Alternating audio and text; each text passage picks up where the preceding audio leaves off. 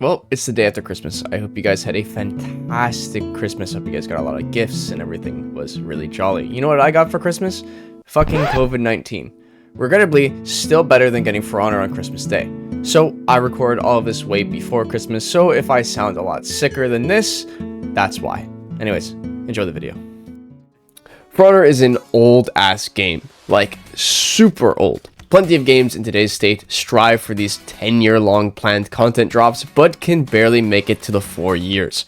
Great examples being XDefiant and Halo Infinite. Halo Infinite before release was advertised as a game that would have a decade-long content release time frame, and now 3 years later, it has been long forgotten and honestly just abandoned. XDefiant isn't even a year old. With its third season drop, it's already shutting down. So safe to say, anytime a game aims big, they've always fell extremely short.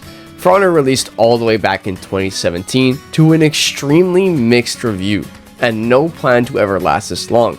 Somehow this game has lived 9 full years, not only living in its own state, but outliving the quote-unquote For Honor killers. This was not some sort of divine intervention though. No. Where these For Honor killers failed is where Ubisoft and For Honor themselves strive, and we're going to look at what kept For Honor ahead and what keeps it unique from all its other competitors. Now, For Honor's combat system is not perfect. It has flaws. Many flaws. Obviously, confirmed ganks are the biggest example of how flawed For Honor's system is, but as long as you're not extremely high in MMR, confirmed ganking is not a huge issue. I'd say even in my MMR bracket, I see confirmed ganks every 5 to 10 games, so it's just really not that bad. But at the same time, it is a very simple combat mechanic. If you want to block an attack, you just move in the direction the attack is coming, and it can only come in 3 vectors, up, left, and right, where the For Honor killers had a massive skill ceiling from just blocking attacks. You can do so much more stuff like dragging attacks, warping them, changing the speed of attacks based on where your camera is, third person. Not only that, but being able to attack from every single possible angle on their character. Raise that skill ceiling by 10 folds. What I'm trying to explain is that For Honor's fundamentals are very easy to understand, while also having easy to learn core mechanics, and honestly just finding them out are really easy. Everything is well telegraphed, like guard breaks for example, showing a massive red shield and having a distinct sound tied to it when you're hit by them. Even regular attacks are no mystery, where your opponent's guard glows red in the direction you're supposed to block from. The game is telling you exactly where the attack is coming from, where all other games tell you to just kind of figure it out. This is where I believe For Honor stands on top. It is so easy to learn, with enough time, anyone can become half decent. To continue talking about the combat system, let's look at the other games, like Mordhau and Civ 2. You got outnumbered 4 to 1. You kinda just lose, unless you're either God's gift to that specific game, or you're fighting brainless morons who don't understand the combat mechanics. Because in reality, you can't take more than 3 to 4 hits max until you die. For Honor allows you to make mistakes. With the game's massive health pool system and revenge on top of it, it makes unorganized and unwinnable fights actually winnable.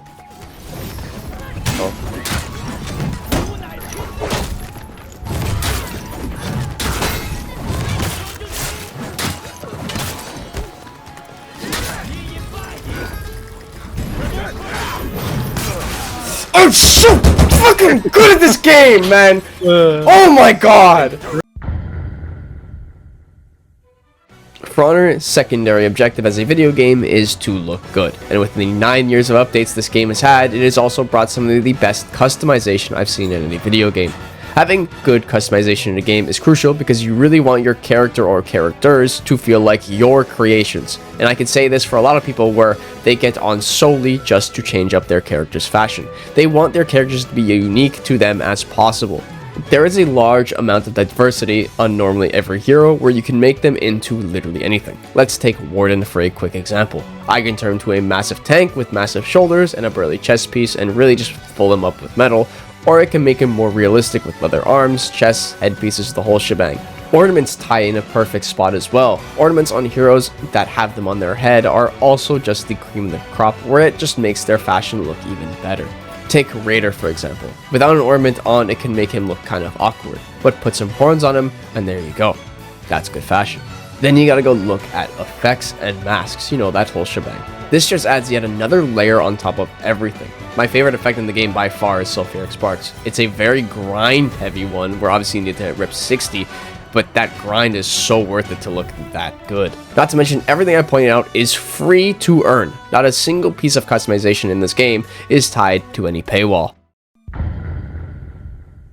In other sword fighting oriented games, it can be kind of boiled down to knights versus knights. Chivalry 2 has the Agarthans and Masons. They're just knights. And while the third faction is in, more people tend to leave the game than want to be forced to play them. And again, Mordhau had Iron Company and the Free Guard. So again, normally knights versus knights. With For Honor, you have 4 whole factions of diverse and different ethnicities, fighting styles, and looks. And then you have the Outlanders faction with 4 heroes, all varying terms of different ethnicities. To list off every single one, you have the Latin Knights, the Norse or Swedish Vikings, which one I don't know, one Scottish one, a Japanese faction, the Chinese, an Egyptian, an Aztec, an Arabian, and maybe more that I'm missing.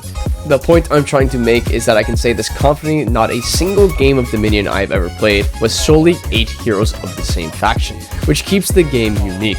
Surely you could say that you see way more heroes than others, like, VG or Orochi Pirate.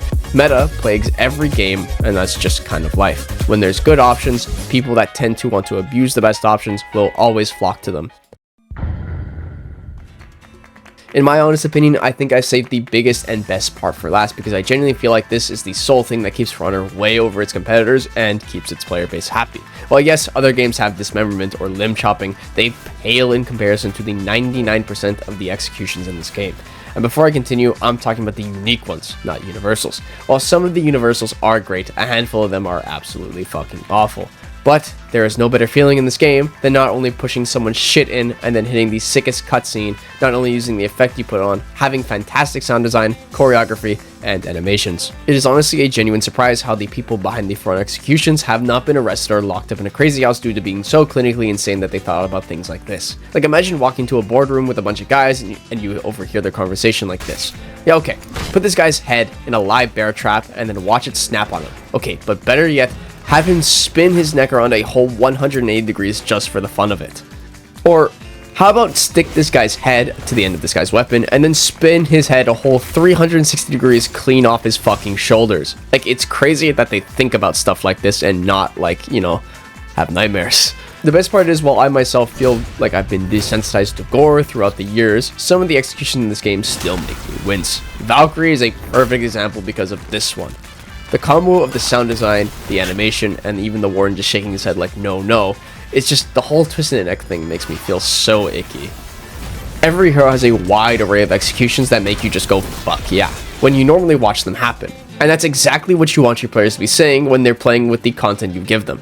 Not only are they cool, but they give these heroes even more personality on top of everything already. Look, I'll be the first to say it. I am not a fan of Hero Fest. I grew up with an older system where every single hero on the same day would get one new execution and you got to check all of them out on the same day. But people still feel inclined to look at new executions no matter what hero it is, and maybe even return to the game if it's a good one for the hero that they used to play. So honestly, at the end of the day, maybe Hero Fests are the better way to go. There's probably a lot more I can talk about, but off the top of my head were these topics.